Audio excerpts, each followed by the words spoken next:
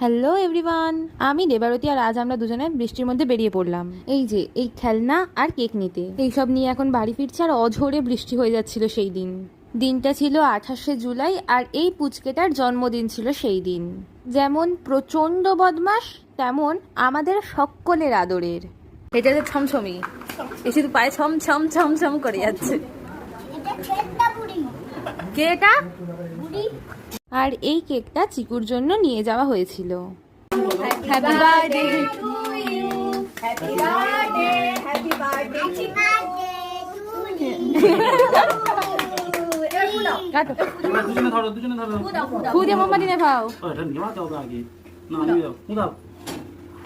কার খুদে কত দাও? বাহ!